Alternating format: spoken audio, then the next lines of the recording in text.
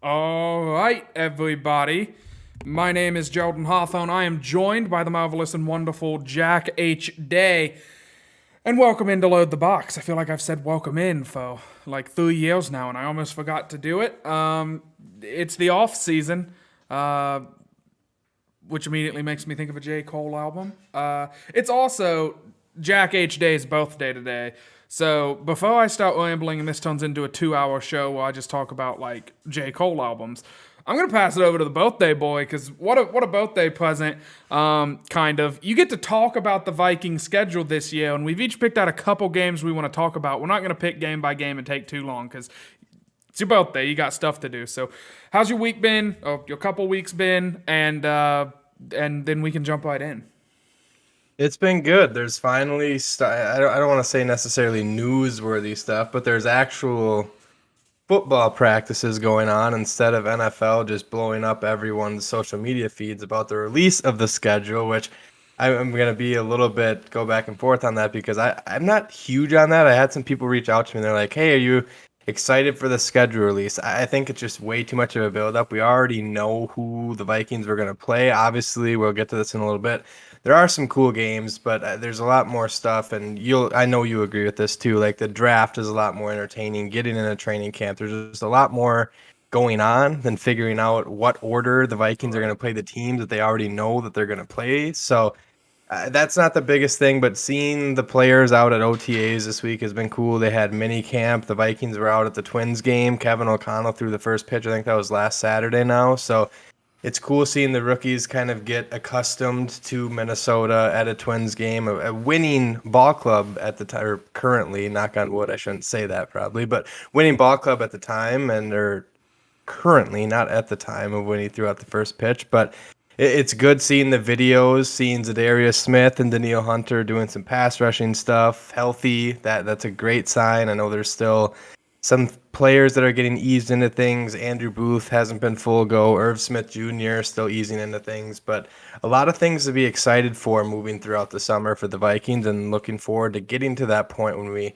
officially get to training camp here in what is already like 2 months, which is absolutely crazy to me. Yeah, it's pretty nuts. Though I mean, if we look at it, and if we stick to, and I guarantee we won't, by the way, but if we stick to like a twice a month, every 2 weeks type of show routine, I mean, we're looking at like 5 shows, and then it's going to be training camp, and then we're going to talk about preseason, and then boom bam, it's football season. So enjoy summer while it lasts, for sure. Glad that your Twins are doing good because my Reds threw a no-hitter the other day and lost. So I've been wearing a lot of Vikings hats. I am in the Reds colors today, but it wasn't by choice by any means. But yeah, so we got the schedule to break down tonight. In the past, I know it's popular, I think, to kind of go game by game and do this whole thing, but I'm going to be real with you. I don't think anybody wants to watch an hour-long video of like spring OTA rookie mini camp, that kind of stuff, like breaking down the schedule. We both think the Vikings are winning the Super Bowl this year as of this moment right now. We'll see what we think come training camp, but I know we've picked a couple of games we want to talk about. There are two specific ones, and they're both on your list that were kind of intriguing. I think if we both like told each other the games we picked at the same time, we would have picked the same 3 games, just because they're the 3 that stand out immediately. I'm gonna kick us off here, and I'm gonna pass it to you. How do you feel about the Saints game? We'll go in order. If you don't know the Vikings schedule, by the way, I guess, should we read through it, or do you think people know? Like, I just wrote it all down super quick. I can just read the first 3 if we're going yeah, straight to the I think Saints. we If should you're do not, that. And like none of okay, these first perfect. 3 games.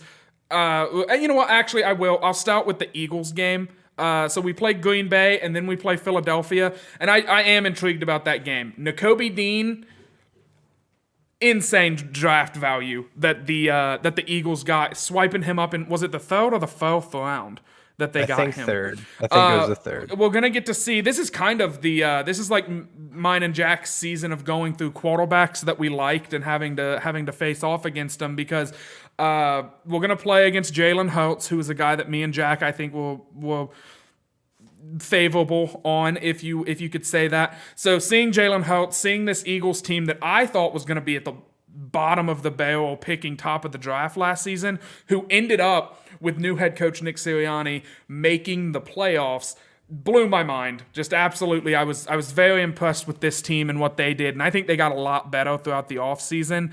And not to mention Devonta Smith going into year 2, he's a stud. And I feel like they got another wide receiver. Who else? AJ Brown Thank they you. traded Yes, for, and they yes. signed Brad. They signed the corner Bradbury too. Yeah. who's Did they? Also a playmaker. Yeah. I think that was today or yesterday that happened. Yeah, so they definitely, I think that they got better on both sides of the ball. Jalen Hurts is already dangerous enough on his own, on his legs.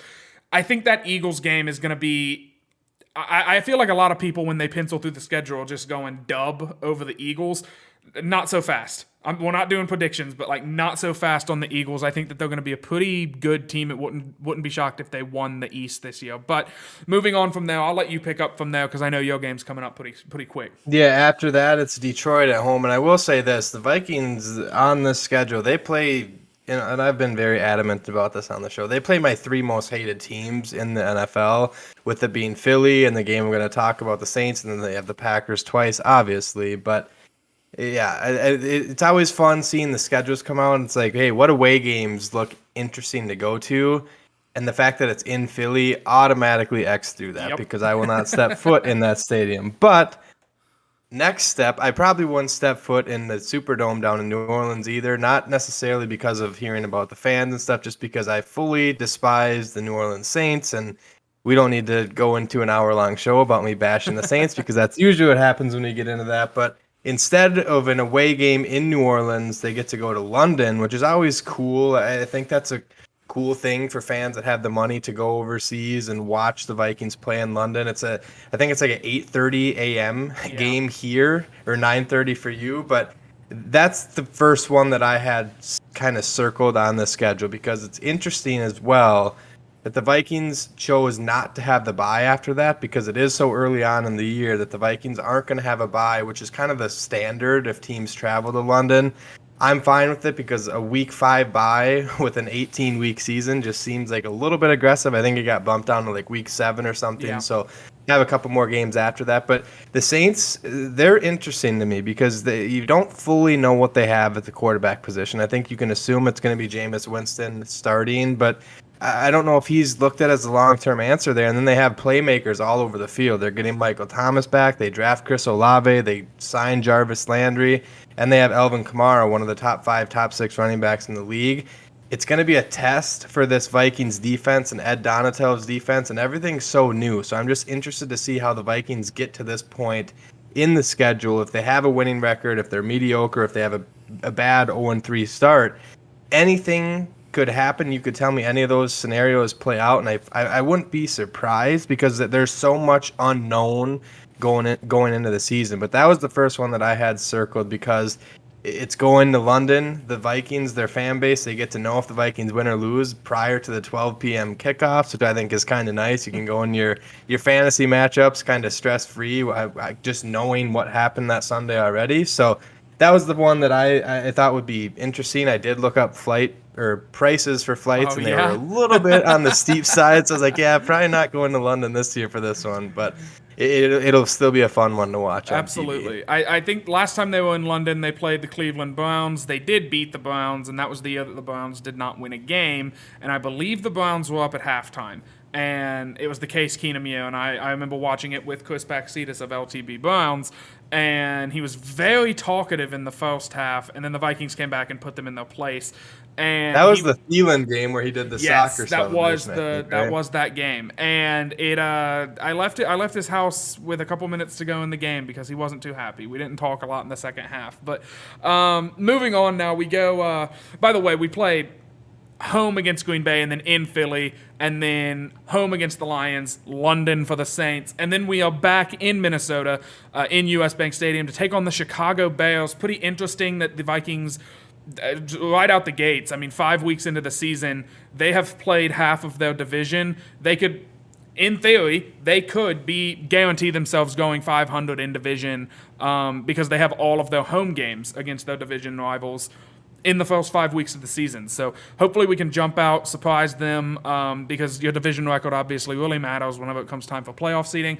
Then we'll go into the next game that I kind of have circled, and there's sort of a theme to the games that I decided to go with, and that is in Miami, week 6. It's another one of those teams where it's like, hey, they got Tyreek Hill. They already were like the last season. What were they, like 0-7, and then they won 9 straight or 10 straight or something? Like they just blew up and didn't lose for forever, and almost snuck into the playoffs. And of course, Brian Flores loses his job because he started 0-7, and that's kind of a tough way to get at it. But I think that the Vikings have a really fun matchup against an exciting Dolphins team. Tyreek Hill is always an exciting player to watch, and I do like following the storylines around the NFL. Is Tua the guy? I guess the Vikings will kind of get a first-hand look to see just how good he is, and Tua will get to be tested by Lewis Cine and Andrew Booth in this week 6 matchup. It's the Anderson Dejo hit mentality that's in your mind when you're saying that. And I will say, sorry, not to interrupt. No, you're fine. Conversation, but the Miami game, the schedule makers, I think they did a good job making this a fun schedule. But that Miami game, as a Vikings fan living in Minnesota, it's a lot more tempting to fly down to Miami come late December or January to play down there. I mean, it's week 6, so it'll still be a comfortable fall. And honestly, I think I'd rather prefer watching in the Minnesota fall than the Miami Heat. But that would be... If I were to travel to one of these away games, I think Miami would probably be towards the top of that bucket list. Absolutely. And then they get to, after they all, cramp up on the field and have to be, drug off and kind of have the water bottle squirted in their mouths, all that from that Miami Heat, we go into the bye week. So they get a week to recover before coming back out, back at home, noon Central Time game against the Arizona Cardinals. Again, it's a test. It's not one that's on my list, but I see I'm going to do that thing where I just go through every game and want to break it down. But it's at home against the Cardinals. It is away against the Washington Commandos. Now that they are officially a named team and no longer the football team. And then this is the game that I went with for my last one, and it does break the trend a little bit. So we go to Washington, and then week 10, Sunday at noon again, we'll go into Buffalo. We are taking on Josh Allen and the heartbroken Buffalo Bills from last season after that epic game against Kansas City and Patrick Mahomes. There's so many storylines going into this. Unfortunately, Anthony Barr's not on the team anymore, so it's not like a Josh Allen, Anthony Barr type revenge game. It is Stephon Diggs and Justin Jefferson getting to look at each other on the same football field for the first time. I mean, I guess the Pro Bowl, but it will be interesting to see who has the better game there. I'm sure there will be some Vikings fans that are gonna, if Diggs has a huge game, they're gonna say we made a huge mistake, and if Jefferson has the big game, then we won. It's always about winning and losing trades. Both sides cannot be happy, but I think that game is going to be really exciting. And at that point in the season, I do think the Vikings will be in a spot where I don't know if they're necessarily going to be like fighting for 1 seed, looking forward, like talking playoffs already. But I do think that playing the Bills at any point in the season is like, how good is this team? Like legitimately, how good is this team? Can we beat a team like Buffalo? Are we going into this game thinking, okay, hey, maybe we all just stay home, we don't get together for this one, this might be bad. So I think that we'll know enough about the team by then to know what's expected, but that's one that I had circled. And then moving along, on my birthday, week 11. Oh, wait, no, it's not. I'm such an idiot. That was embarrassing. I saw week 11, and I was like, November 11th? No, but week 11, we play the Cowboys at home, and then back to your next game for Thanksgiving. Yeah, it's weird, and I'm looking at the schedule here. They have Detroit in week 14, Dallas week 11, and then they have a random Thanksgiving. If you would have told me the Vikings got a Thanksgiving game and it wasn't against either Dallas or Detroit, I would have been like, there's no way that happens. But somehow the Vikings are going to be hosting, and then this is kind of why I picked this game. I think the Buffalo one was also one that I would have circled because of the Diggs storyline and the Jefferson stuff, and even without Barr, that Josh Allen hurdle moment lives in my memory rent free, and beating Buffalo, it's probably not going to eliminate that, but I think it would make us feel a little bit better Do you about think that moment. Cousins So could hold a Buffalo linebacker for a little revenge?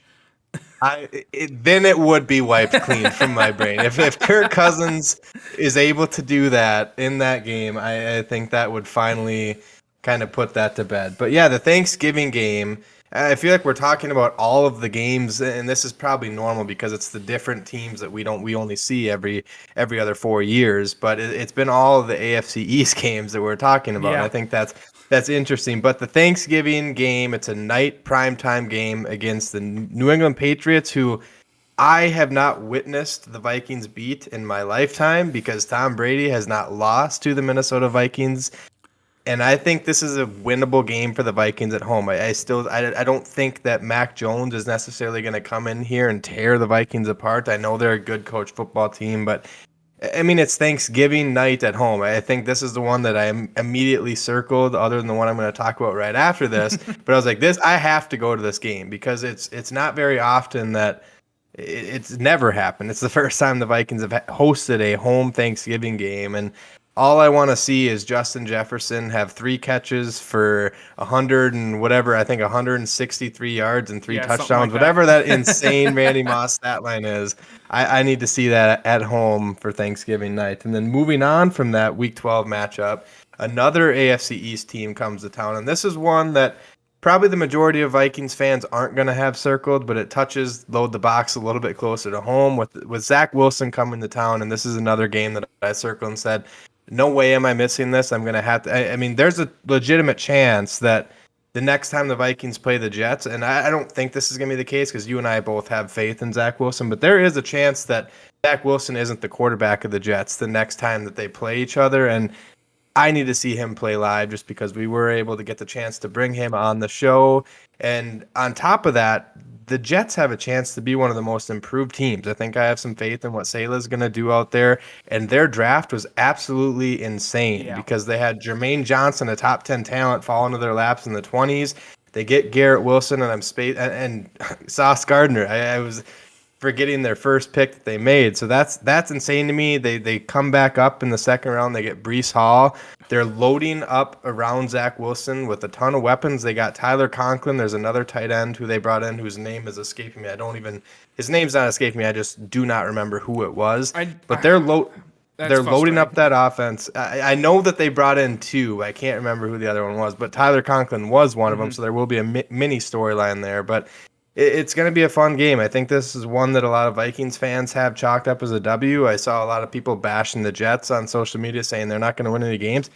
I think the Jets have a chance. I'm not saying they're going to make an insane playoff run, but I think the Jets have a chance at flipping the coin and kind of seeing the light at the end of the tunnel. It's something that, quite frankly, that franchise hasn't done since the Mark Sanchez era where he made a couple playoff runs. So I'm excited to see, and I think maybe it's the Vikings fan within me, but when other teams, especially like AFC random teams like the New York Jets, like when it was Philly, that was a completely different story. But when you see other teams that aren't meant to have success find success, it's like, hey, maybe that could be the Vikings finding success like that someday. So I do think that the Jets game is going to be a fun one to watch. And like I said, I'll let you touch on it too, because the Zach Wilson coming to Minnesota, getting the chance to see that live, I think is going to be pretty fun. Yeah, if I was to go to a game this year, which I don't think this will be a year that I make that.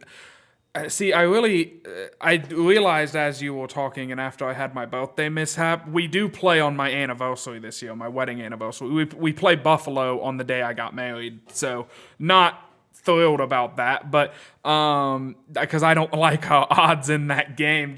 And that's before anything. So, but yeah, Zach Wilson, I would love to see him play live and in person. I know it's the NFL. I know he's not going to be doing the crazy things he was doing at BYU, but it did feel like the Jets draft. They had an excellent draft, which everybody can have an excellent draft, in May. We'll see how it pans out, but I do think that Garrett Wilson and Sauce Gardner are at least two. They are 2 guys that it is difficult to see a world where they are busts, if that makes any sense.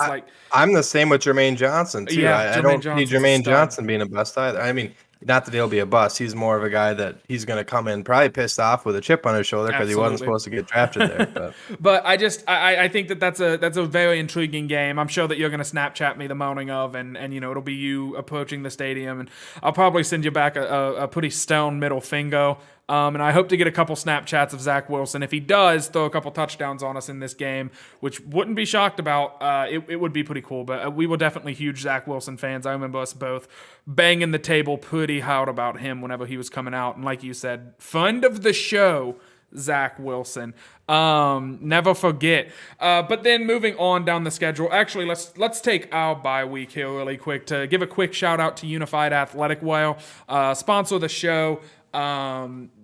They do all kinds of uniforms. They're doing softball uniforms. They're doing a lot of football uniforms right around this time of year because you got to plan ahead, which I'm awful at. And I wouldn't have thought of. I thought they would still be pumping out softball unis because it's springtime, softball's starting. Nope, they are already on to football season, similar to Jack and myself. So if you want to check them out, go ahead and head over to their website, unifiedathleticwear.com. It is just those letters on the logo and then a .com after it. They don't just do, jerseys for basically any team sport, even like wrestling singlets. They don't just do stuff like that. They also do have some pretty cool, just some hoodies. They do sweatpants, joggers. And I think I brought it up last time and I still haven't pulled the trigger. They have this Reds shirt and it's a Ken Griffey Jr. Red shirt now. It has the pinstripes and it's got a 30 on the back. And I want to buy it so bad, but I have a personal hatred of Ken Griffey Jr. because he never threw me a baseball, even though my dad always sat us in right field, right behind him, so I could ask for it. And he never did. So, yeah, check out Unified because they're awesome people. Thank you for sponsoring the show. All right, moving on now. After that Jets game, we play in Detroit. At home against Indy, which I was very upset to see. That is our 17th game that's kind of random, I believe. Am I correct in that? Yes, I think it would have to be. Yeah, because typically you play one AFC division, and then you I know the NFC, it kind of bounces, and there's a bunch of weird scenarios. But yeah, so a random game, I found out it was Indy. I was super psyched about it, and then I saw that it was in Minnesota. Yeah, it was in Minnesota and not 2 hours away from me, and I was like, oh, shucks, that would have been really cool. But we play in Minnesota against Indianapolis, in Minnesota about the New York Giants, so we play both New York teams. Hopefully we can get a sweep there. All three New York teams, actually. We actually play one New York team and the New Jersey teams. But and then we do finish out with 2 road games, which in my opinion kind of sucks. But we play at Green Bay and then at Chicago. Hate ending the season in Chicago. Really wish we could end the season in Green Bay. I know that Green Bay and Chicago are the bigger rivalry, I guess, but Chicago's not good at playing football, and they haven't been for a while. They had one flash in the pan year with Mitch Trubisky, and other than that, they're not a good team. We at least beat Green Bay once a year, so I don't know. I hate that, but that is kind of, it usually does bounce out that way. One interesting thing I do want to point out, and I know we're running a little strapped for time here, so I don't want to get too into it, but it's interesting to me how the Vikings, in the first 5 weeks, we play our division 3 times, each team in our division once, and then in the last 5 weeks, we play each team in our division again. And it's also interesting that it's 3 home and then it's the 3 away. There is no we go to Chicago and then we're back home for Green Bay. No, it is we get the home games out and then we get the road games out. I think that'll make I think that makes the beginning of the season that much more important, if you will, just because you do want to win these home games. You do want to beat the teams in your division. So the fact that we kick off with Green Bay and then 2 weeks later it's the Lions and then 2 weeks later it's Chicago, it does make these games feel okay, well, if we don't beat Chicago in Minnesota, we all know that the Vikings can't win at Soldier Field, blah, blah, blah, that whole narrative. And how are we going to win at Lambeau in January? No way. The Lions, I should be concerned about, but they use the draft pick on a wide receiver that's not going to play this year. So I'm more worried about them down the line, but I don't know. It's an intriguing part of the schedule. Is there any oddities besides the bye not being after London that you see on the schedule, or anything that you want to point out? I don't think so. I think you did a good job at talking about those divisional games early on and just how important those are going to be. And the thing is that scares me a little bit more is I said this probably, I think it was towards the beginning of the show, but we don't know what we're going to see out of Kevin O'Connell. We don't know what this roster is going to look like. There's still pieces of the puzzle being put into place as they're going through OTAs. That's going to be continuing all the way through preseason because there's new eyes on everything. This is all fresh. No one knows how the season's going to go, and I think a lot of people just expect because hey, it's this younger offensive-minded guru that's coming in that the offense isn't going to skip a beat, and I think the offense is going to be pretty safe. I'm not going to sit here and say the offense is going to have this collapse. I don't think that's going to be the case because there's still a more than competent quarterback, top 10, top 11 quarterback in Kirk Cousins with a lot of weapons. I think the offensive line, although it didn't drastically improve, I think there was some average replacements that the Vikings, quite frankly, just didn't have last year. There's a little bit more average caliber players that at the depth level as well, not Wyatt Davis and Dakota Dozier, who one gets healthy scratch and one the fan base riots if he starts like that. That's not going to be the case. So I think that it's warranted, but you still have to pump the brakes a little bit because it is all going to be new. It's going to be Kevin O'Connell's first time since Washington calling plays. I know he was creating the plays for Sean McVay's offense, and I think that's a good sign. But and then flipping it over to the other side of the ball, it's Ed Donatell's first time, I think, calling plays in quite some time. And I think there's a lot of people excited because he is that more stern defensive presence that kind of is what we had called for when we were in the hunt for a new head coach. It was like, okay, if we go that direction of a younger offensive-minded coach, bring someone in with a lot of experience, more of a stern personality on the defensive side of the ball.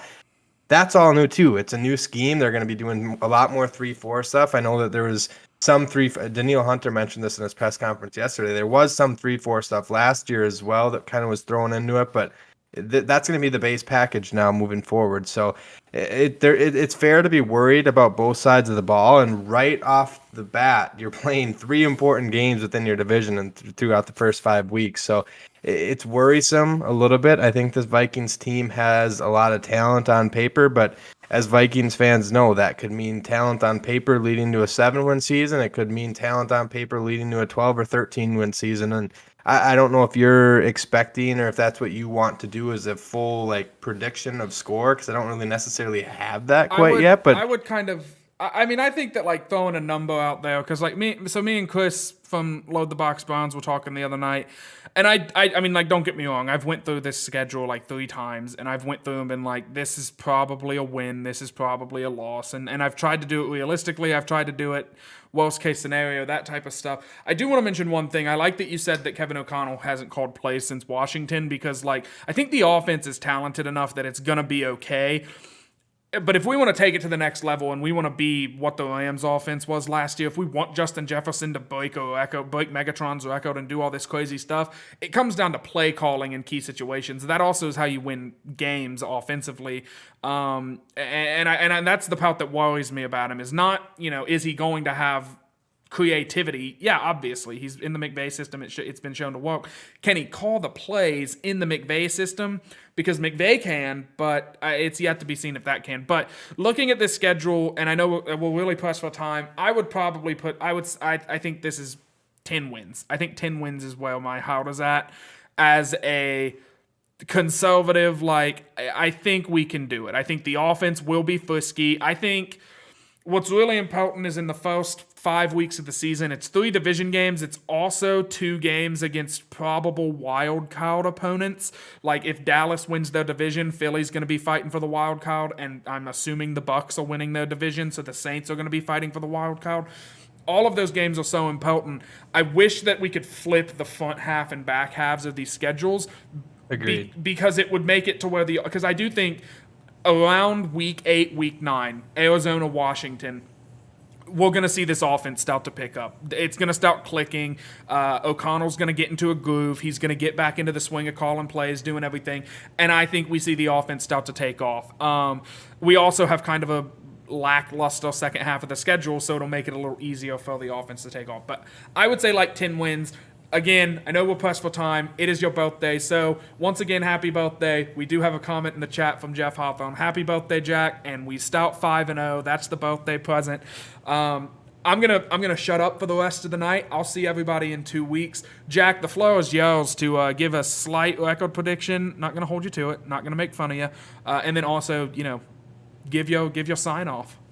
Yeah, I just went through the schedule here and wrote W's and L's in the most bizarre, terrible handwritten way possible here. But I actually came out with 11 wins. I don't think that's going to be the case. I think the Vikings are going to find a couple of these games where I said that they should win and find ways to lose. I mean, that's what the Vikings of the past would certainly do. Hopefully that's not the case with the new Vikings. But this feels like a winnable schedule where the Vikings can make some sort of run. I don't know that they're going to necessarily compete with Green Bay. It's going to be tough to go on the road those final 2 games in 2 places where the Vikings traditionally don't play very well, and especially when it's cold outside. It's going to be 2 cold weather games outdoors. I like it. I think the Packers game is actually on New Year's Day, so I'm pretty sure I should have that following Monday off, which will make that game a little bit better, but I could see a scenario where the Vikings win 10 or 11 games, but right now I don't think I'm confident enough to get to that point. I need to get through training camp, see some preseason reps. One thing, I'll save this nugget for the end because it's something that is encouraging that probably means nothing to probably 85% of the people listening to this, but right now, I'd say it's probably about 9 wins. I think that's my prediction, a 9-8 record, because I don't think it's necessarily fair to expect O'Connell to come in and be lights out right away. I mean, Mike Zimmer was a very good coach for this football team for many years, and I think his first year, it was a 7-win season, if I'm remembering correctly. So I'm not saying it can't be done because we've seen what some of these guys have masterfully done. Like you look at Cincinnati, the coach came from that same system, and I know Joe Burrow got hurt his first year, and the next year they're in the Super Bowl. Who knows? That could happen, and the Vikings could kind of make their presence felt for not only this year but many years to come. And if they drafted well too, if some of these rookies pan out and the secondary's playing well because of the rookies, I'm gonna feel a whole lot better at the midway point of the season talking about this team. Now that I have that in the rearview mirror, and I just said it's probably an 8-9 win, just barely missed the playoff team, and everyone's mad at me. Some fun news from this week. Kevin O'Connell was doing his press conference, and guess what he did not do? He did not slander backup quarterback Kellen Mond. He actually had some praise for Kellen Mond and said he's doing some checks at the line of scrimmage that he doesn't. I don't know how he worded it exactly, but he said he did some checks at the line of scrimmage. He's starting to kind of take into more of a leadership role. He is taking some QB2 snaps. And it sounds as if the handcuffs are off of Kellen Mond. He's not being looked at as this burden to the team, which I think should do wonders for the kid. I'm not saying he's going to come in, and I know there was a lot of hype out of me last year, and I don't think that's necessarily the case. I don't think he's going to be Dak Prescott 2.0. I know I wrote an article last year comparing collegiate numbers, which, again, does not mean I think he's going to be the exact same player as Dak Prescott, but it was a sign of encouragement for me that maybe this year the Vikings have Kellen Mond as QB2 and Sean Mannion is not that guy. I'm hopeful that's the case because, as you know, if you listen to this show, neither of us were all too happy about the Sean Mannion game in Green Bay last year, and I don't want to have to see that again. So that was some exciting news from the Shells practices that they're doing out at TCO Performance Center.